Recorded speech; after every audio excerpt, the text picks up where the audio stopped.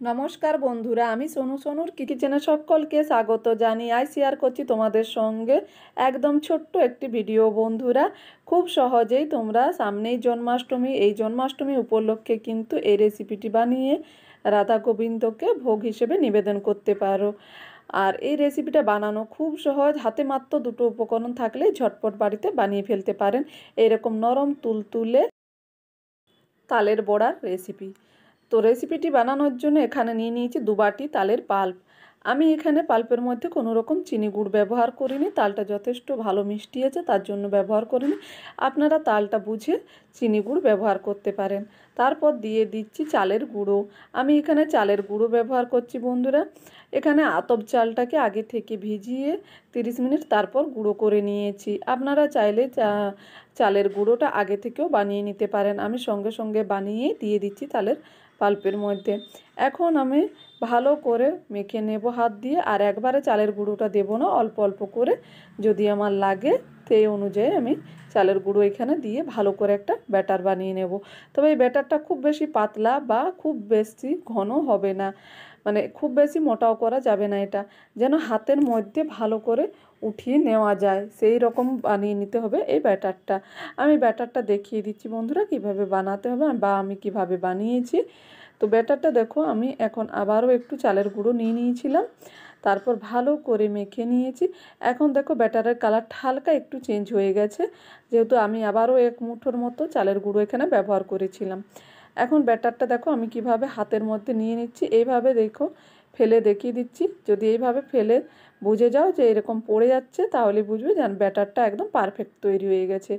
ব্যাটারটা আমার পারফেক্ট তৈরি হয়ে গেছে, আমি সাইডে রেখে দিয়েছিলাম। তারপর এদিকে গ্যাসের মধ্যে কড়া বসিয়ে ভালো করে তেলটা আমি গরম করে নিয়েছি। তারপর ব্যাটার থেকে ছোট ছোট করে বড়ার আকারে আমি এখানে দিয়ে দিচ্ছি। আমি এখানে চালের গুঁড়ো ব্যবহার করেছি, তোমরা চাইলে কিন্তু এখানে ময়দা বা আটা বা সুজি ব্যবহার করতে পারো বন্ধুরা। তবে চালের গুঁড়ো আর তালের পাল্পের যে স্বাদটা বন্ধুরা একদম ডিফারেন্ট একটা স্বাদ। আর তোমরা যদি সুজি বা আটা ব্যবহার করো তার স্বাদটা কিন্তু ডিফারেন্ট হবে বন্ধুরা, সম্পূর্ণ আলাদা দুটো স্বাদ হয়। তা চালের গুঁড়ো আর তালের পাল্প দিয়ে যে বড়াগুলো বানানো হয় এগুলো কিন্তু খুব নরম তুলতুলে হয়, আর খেতে কিন্তু খুবই টেস্টিকর হয় বন্ধুরা। এইভাবে তালের বড়া বানিয়ে তোমরা কিন্তু 1 থেকে 2 দিন রেখে খেতেও পারবে বন্ধুরা, কোনো রকম খারাপ হবে না এই তালের বড়াগুলো। তো তালের বড়াগুলো উল্টে পাল্টে আমি ভেজে নিয়েছি একদম লো ফ্লেমে।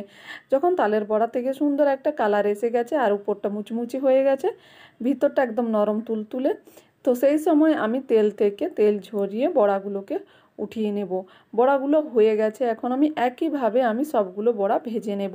এইভাবে তালের বড়া বানিয়ে তোমরা কিন্তু রাধা গোবিন্দকে ভোগ হিসেবেও নিবেদন করতে পারো বন্ধুরা, বা নিজেরাও বাড়িতে বানিয়ে খেতে পারো। খেতে কিন্তু দুর্দান্ত লাগে।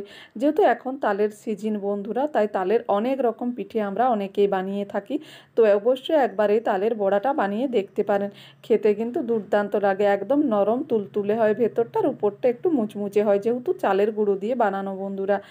তো অবশ্যই একবার বাড়িতে ট্রাই করে দেখবেন। আর রেসিপিটা ভালো লাগলে অবশ্যই চ্যানেলটি লাইক শেয়ার সাবস্ক্রাইব করতে ভুলবেন না, আর কমেন্ট করে জানাতে ভুলবেন না তালের এই বড়ার রেসিপিটা আপনাদেরকে কেমন লেগেছে। দেখুন আমি আবারও একটা ব্যাচে ভেজে উঠিয়ে নিয়েছি, আর আমি সবগুলো তেল ঝরিয়ে একটা ডালির মধ্যে রেখেছিলাম। তারপর ডালি থেকে আমি অনেকটাই বড়া হয়েছে আমার তালের বড়া, তো আমি এখন একটা থালার মধ্যে ঢেলে নিয়েছি বন্ধুরা। থালার মধ্যে ঢেলে নিয়ে আমি তোমাদেরকে দেখিয়ে দিচ্ছি, যেহেতু খুব গরম আছে বড়াগুলো। তো আমি দেখো দেখিয়ে দিচ্ছি একটা বড়া কতটা নরম তুলতুলে হয়েছে, তোমরা দেখেই বুঝতে পারছো বন্ধুরা। এইভাবে বড়াগুলো বানালে কিন্তু একদমই নরম তুলতুলে হয়। আমি একটা বড়া ভেঙেও দেখিয়ে দিচ্ছি। আমি একটা হাত দিয়ে ভেঙে নিচ্ছি বড়াটা, দেখো কতটা সহজে বড়াগুলো ভেঙে যাচ্ছে। এই বড়াগুলো কিন্তু খেতে দুর্দান্ত লাগে বন্ধুরা। এই তালের সিজনে একদিন তোমরা বাড়িতে অবশ্যই এই তালের বড়া বানিয়ে দেখতে পারো। একবার যারা তাল খেতে পছন্দ করো না, এইভাবে বানিয়ে দিলে কিন্তু তারাও খাবে বন্ধুরা তালের বড়া। আর তালের বড়ার এই রেসিপিটা ভালো লাগলে অবশ্যই জানাতে ভুলো না। সবাই ভালো থাকবে, সুস্থ থাকবে। নতুন রেসিপিতে আবারও দেখা হবে। আর পুরো ভিডিও দেখার জন্য অনেক